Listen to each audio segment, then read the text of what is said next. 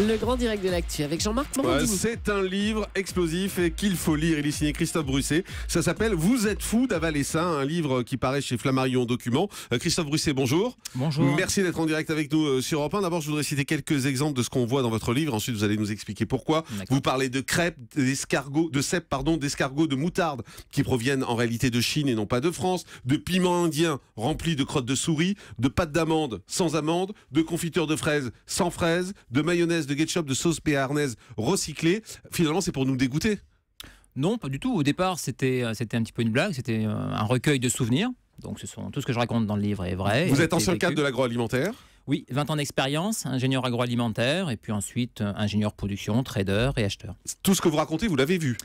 Je l'ai vu et je l'ai vécu. Ça veut dire que vous savez aujourd'hui ce qu'on mange vraiment quand on va acheter de la nourriture dans les supermarchés, par exemple, et vous nous dites en gros, on vous roule, on vous arnaque. Disons que j'ai eu la chance de travailler pour certaines entreprises avec une moralité un petit peu douteuse. Ceci dit, il faut quand même bien avoir conscience que la plupart des entreprises travaillent bien, heureusement.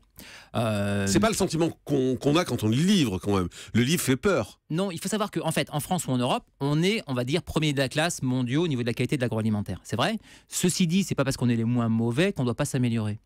Un exemple, vous avez donné une interview à Elle, par exemple, et vous dites jamais, même sous la torture, je ne mangerai de steak haché de supermarché. Or, on mange tous des steaks hachés de supermarché, sauf les végétariens, bien sûr. Mais voilà, on en a tous mangé. Pourquoi vous n'en mangeriez jamais ? Parce que je n'ai pas confiance dans la qualité. Parce que la plupart des fraudes et des scandales alimentaires touchent en réalité les produits bas de gamme et les produits premier prix. Mais il y a quoi dans ces steaks hachés ? Parce que vous avez des déchets, vous avez des minerais de viande. C'est quoi des minerais de viande ? C'est tout ce qui est viande séparée mécaniquement. C'est-à-dire, en fait, c'est de la, vulgairement, ce qu'on appelle de la raclure d'os. Donc, pour récupérer les derniers fragments de viande accrochés à l'os, on les frotte avec des espèces de vis sans fin métalliques qui récupèrent une bonne partie de l'os et du cartilage. Vous parlez de cartilage, vous parlez de tissu conjonctif, de matière fécale ? Bien sûr. Mais en fait, toutes ces informations-là, c'est soit du vécu, soit des informations que j'ai pu récupérer dans des journaux. Non, mais il y a des contrôles en France quand même. Enfin, quand on achète un steak haché, vous dites qu'il y a des matières fécales là-dedans. Il y a des contrôles sanitaires en France. Oui, mais justement, quand on parle d'analyse et de contrôle, il faut bien savoir que l'analyse vous donne pas. Vous n'avez pas d'analyse qui vous dise voilà, j'ai X% de matière fécale dans le produit. Ça n'existe pas. Il faut des marqueurs de ces des matières fécales, comme par exemple des bactéries de l'intestin. Donc ça, vous êtes certain qu'on mange ça quand on achète un steak de supermarché ? Pas à 100%, mais il y a des risques, oui. Et surtout sur les produits les moins chers. Qu'est-ce qu'il faut éviter à tout prix ? Il faut éviter à tout prix. Moi, j'ai une dent particulière contre les produits chinois, donc, puisque j'en ai acheté beaucoup pendant des années. Donc, évitez un maximum les produits chinois. Le problème, c'est que très souvent, on vous masque l'origine. En règle générale, on ne vous met pas que le produit vient de Chine. Évitez les produits qui comportent des additifs à profusion. Mais la moutarde de Dijon, par exemple ? Alors, la moutarde de Dijon, c'est une recette. Donc, il faut savoir que le produit peut venir de n'importe où dans le monde du moment qu'on respecte la recette de la moutarde de Dijon. Donc, ça ne vient pas forcément de Dijon ? En général, ça ne vient pas de Dijon. En règle générale, non. Les escargots de Bourgogne ? Ça vient en général de Turquie ou des pays de l'Est. Non, escargot de Bourgogne, c'est une variété, c'est un nom d'espèce. Et l'Expomacia pour les Mais comment, par exemple, vous parlez aussi de confiture de fraises sans fraises ? Comment c'est possible ? C'est facile, hein, la recette, si vous la voulez pour l'expérimenter, c'est du jus de sureau concentré, sirop de glucose fructose, pectine, gélifiant, acidifiant, un arôme fraise et puis des akènes de fraises, donc des petites graines de fraises que vous pouvez acheter en Italie. Et on a le droit d'appeler ça confiture de fraises ? On n'a pas le droit, ça n'en est pas, mais j'ai connu des entreprises qui le faisaient. Quand vous nous parlez, par exemple, également de piments indiens remplis de crottes de souris, là aussi, on se dit il y a des contrôles. Mais des contrôles sur quoi ? Sur le contenu, sur ce qu'on nous vend. Oui, on va vous contrôler le produit en vous disant bon, bah ok, dans ce produit-là, il y a X% de protéines, X% de matières étrangères non identifiées.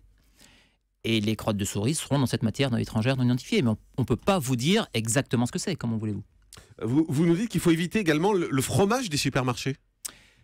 Alors c'est pareil, pas tous les fromages, mais au niveau fromage, c'est assez compliqué pour le consommateur pour s'y retrouver. Mais vous avez différentes catégories en termes de fromage. Vous avez les fromages purs fromage, après vous avez les fromages fondus, vous avez les préparations fromagères et vous avez les hors appellation.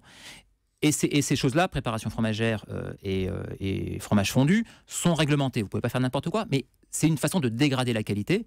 Et vous pouvez la dégrader encore davantage en proposant des fromages hors appellation ou des préparations fromagères hors appellation. Et il y a quoi dans ces préparations fromagères ? En règle générale, vous avez déjà un maximum d'eau.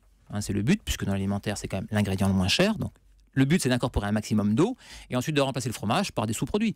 Donc, protéines végétales, matières grasses végétales, protéines de lait éventuellement, etc. etc. Il y a eu le scandale, on s'en souvient, le scandale des lasagnes de cheval, enfin avec de la viande de cheval en tout cas. Aujourd'hui, c'est fini ces histoires, on est tranquille. Pour la viande de cheval, probablement. Mais non, je pense que dans quelques temps, vous aurez d'autres scandales sur d'autres produits. Et ensuite, en même temps que les problèmes des lasagnes et la viande de cheval, on avait le scandale du clambuterol qui a fait aucun bruit. C'était quoi ça? Le clambuterol, c'est un anabolisant qui est utilisé pour traiter les chevaux. Vous aviez en Angleterre, par exemple, à peu près 9000 chevaux abattus par an. Et on s'était rendu compte qu'à peu près 5 à 600 chevaux, carcasses de chevaux, contenaient du clambuterol. Ces chevaux-là n'étaient pas consommés en Angleterre, étaient exportés en France, où ils étaient consommés, et où le clambuterol était recherché de manière aléatoire. Donc on repérait chaque année 3-4 cas qu'on pouvait enlever, mais vous aviez à peu près 500 à 600 chevaux imprégnés qui étaient consommés en France. Aujourd'hui, quand on achète des plats préparés, en supermarché ou des plats surgelés par exemple, on sait vraiment ce qu'on mange, s'il y a de la viande et s'il y a des choses comme ça, on sait vraiment quelle est la viande, il y a un suivi, il y a des marqueurs? Non, on ne sait pas, et je veux dire, même... On sait toujours pas, malgré le scandale des lasagnes de cheval. Souvent, même les industriels, quelquefois, ne savent pas vraiment ce qu'ils achètent et ce qu'ils vendent. Hein, regardez l'affaire... Enfin, ils savent bien ce qu'ils mettent dans leur lasagne ou dans leurs plats préparés. Pas forcément, regardez la viande de l'affaire des chevals. Il y a une chaîne avec des producteurs, des fabricants, des intermédiaires, des producteurs, des vendeurs, des distributeurs, etc., etc. Vous avez, pour un produit, vous avez 5 à 6 personnes impliquées dans la ligne. Celui qui, en dernier lieu, vend le produit, c'est pas forcément ce qu'il y a dedans. Par exemple, vous avez dernièrement, moi j'ai vu peut-être la semaine dernière, une étude du SNCE, Syndicat national du commerce extérieur des produits surgelés et congelés. Ils ont fait une étude pour voir à peu près quelle était sur le marché français la qualité des filets de poisson surgelés. Ils se sont rendus compte que 48%, vous voyez, c'est 48%, c'est pas rien. Des filets de panga, donc Pangasius, c'est un filet de poisson le moins cher, 48% étaient gonflés à l'eau. Bon. C'est pas très grave, à la limite, c'est de l'eau. Bah oui, mais enfin, bon, en tant que consommateur, vous payez l'eau au prix du poisson. Ouais. Oui, mais c'est une fraude. C'est une fraude, d'accord. 48, enfin, vous voyez, si on m'avait dit 1 ou 2%, j'aurais dit, bon, bah ok, c'est voilà. Mais 48%, quasiment 1 sur 2, qui peut l'ignorer et pourquoi on fait rien? Vous mangez quoi, vous? Je mange beaucoup de produits bruts. Hein, donc des fruits et légumes que j'achète, des poissons, viande qu'on cuisine, donc beaucoup de cuisine, des produits bio, parce que c'est vrai que je peux me le permettre, donc voilà. Ouais. Vous n'achetez jamais de produits préparés? Je ne vais pas dire de bêtises, mais de ma vie, je crois n'avoir jamais acheté de lasagne, hachis parmentier, ce genre de choses. Non. Parce que vous ne faites pas confiance? Parce que je ne fais pas confiance, parce que je sais comment c'est fabriqué, parce que je sais ce qu'on met dedans. Mais on met quoi dedans? On met des sous-produits, on met des produits pas chers, on met des additifs, on met voilà, tous ces produits-là que j'ai pas envie d'ingérer et que j'ai pas envie de donner à ma famille. Et vous dites aux gens, n'achetez plus ces produits? Je dis aux gens, soyez vigilants, faites la part des choses, évitez les additifs, évitez certains produits, évitez par exemple dans les préparations à la vanille, la gousse de vanille épuisée, qui est un poison et qui est un déchet. C'est quoi la gousse de vanille épuisée? C'est marqué sur l'étiquette. La gousse de vanille épuisée, c'est le déchet qui reste une fois qu'on a extrait l'arôme de la vanille. Avec un solvant organique type hexane, on extrait l'arôme vanille. Ce qui reste, c'est comme du marc de café, si vous voulez.